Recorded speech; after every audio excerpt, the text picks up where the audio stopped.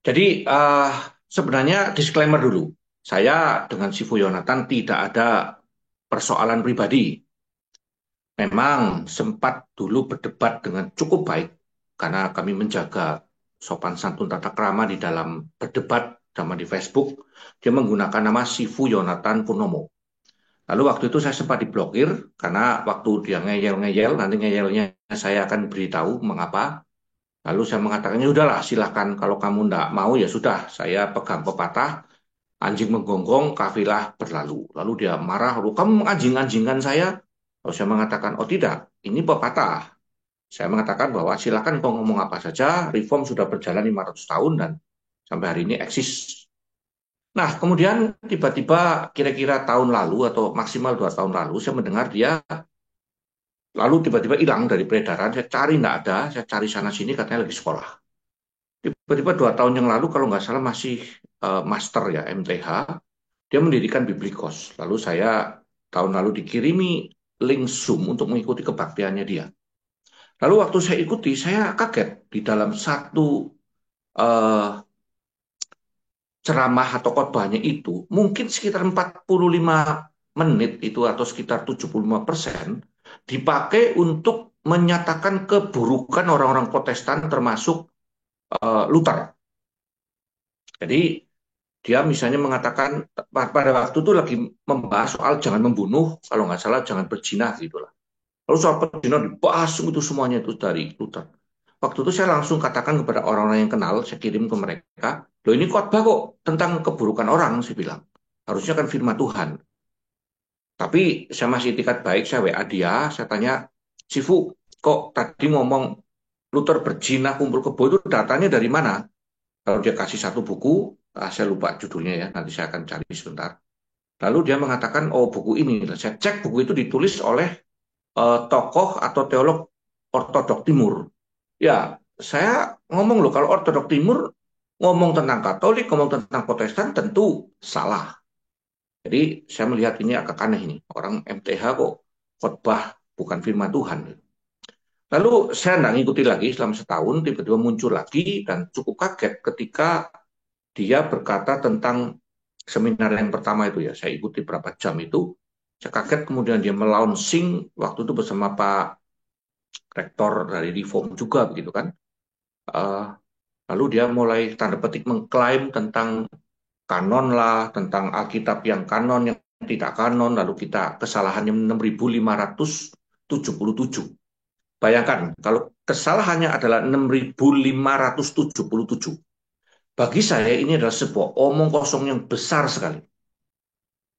Kenapa saya ngomong omong kosong besar? 6.577 kesalahan katanya.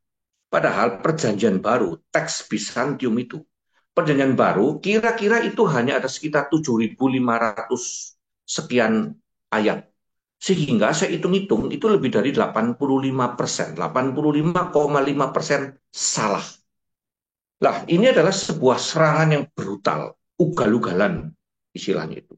Mengapa brutal dan ugal-ugalan?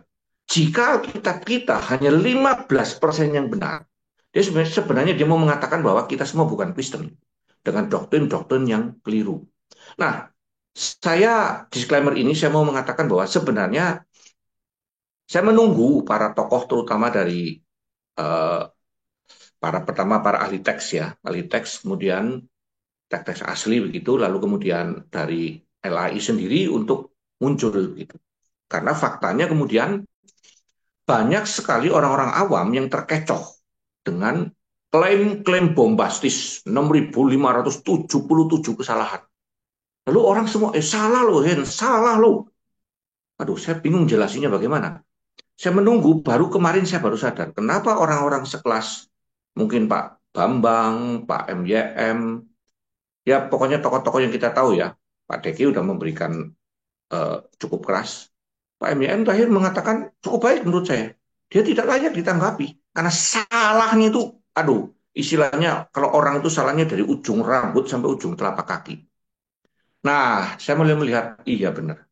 Tetapi persoalannya kemudian gini, bagi kita yang ngerti teologi, kesalahan itu kita tahu di mana. Lalu kita tetap berpegang pada kita, lalu kita berkata, ah lu ngomong kosong. Tapi bagaimana dengan domba-domba yang awam, yang nggak ngerti? Dari situ saya mulai mencoba memberikan suatu pengertian-pengertian pendek-pendek saja dengan cara membuat siaran video pendek 5 menit, 5 menit. Misalnya, Sifu Yonatan ini berkata tentang Alkitab kanon. Nah, istilah Alkitab kanon itu saya lihat semuanya kayaknya nggak pernah dengar istilah ini. Boleh, kalau menggunakan istilah kanon, maka harusnya adalah Alkitab kanonik. Lalu dia mengatakan Alkitab kanon yang ineransi. Wah, ini juga salah. Harusnya ineran. Karena ineransi kan bicara soal kata benda ya. Kata benda bukan kata sifat, bukan kata keterangan. Saya mulai melihat ini orang benar-benar nggak ngerti tata bahasa. Bahasa Inggris juga nggak ngerti, bahasa Indonesia nggak ngerti. Lalu apakah kita bisa percaya dengan tata bahasa di dalam itu? Nah, sehingga saya mulai bergerak lah, kira-kira begitu. Setahu saya ini kan si Fu Yonatan ini kan alumni sama Pak Moses ya. Tapi saya tadinya rada ngeper nih, karena dia udah doktor, saya tuh cuma MTH gitu. Walaupun saya MTH-nya udah belajar detail selama 13 tahun secara akademis. Hanya aja memang saya tidak, waktu itu tidak berniat untuk mengambil doktoral. Tetapi setelah saya melihat seminar-seminarnya dia sebagai doktor, dia tidak pernah memberikan satu data yang akurat sebagai seorang doktor. Yang kedua, dia tidak pernah memberikan analisis yang menunjukkan dia punya logika yang cukup sehat. Bahkan saya bilang tadi secara filosofis, epistemologinya dia salah semua gitu. Saya langsung sadar, dia bahkan tidak layak dihadapi oleh seorang MTH. Kita punya kawan namanya Solidio Lengkong. Kalau dia udah bicara, dia setahu saya belum sekolah teologi. Itu teolog sekelas doktor pun nggak berani ngomong sama dia. Nah, waktu saya deal langsung di Facebook dengan Sifu Yonatan, dia memblokir saya. Karena pertanyaan saya sangat epistemologis. Saya hanya bertanya, Pak, konsili itu menghasilkan apa? Kamu dalilnya apa? Bahwa mengatakan punyamu itu benar. Diblokir sama dia. Dia hanya mengatakan, lu sekolah, lu sekolah. Padahal dia belum sekolah, saya sudah lulus. Gitu.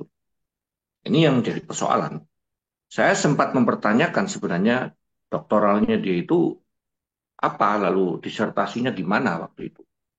Cuma ya sudah lah, wong saya yang masih master itu tentu tidak ke sana. Tapi seperti Pak Moses ngomong, mastering saya memang di psikologi eksistensial. Bahkan saya tidak berani mengklaim saya mengerti psikologi teologi secara keseluruhan. Saya memang mendalaminya di eksistensial dari semester 1 gitu loh, sampai kepada epistemologinya. Sehingga memang itulah gayanya dia untuk mengatakan gua doktor, wah juara satu, lulusan terbaik. Saya ya tadinya sempat menunggu untuk berkomentar karena menunggu para doktor yang asli, yang beneran, yang tidak hanya sekolah 4 tahun lalu dapat master dan doktor gitu. Tapi saya menunggu mereka yang berkecimpung belasan tahun untuk berbicara. Tapi rupanya saya baru sadar kemarin kenapa enggak bicara. Karena salahnya itu bahkan kelas S1 aja enggak lakukan kesalahan gini Pak Moses.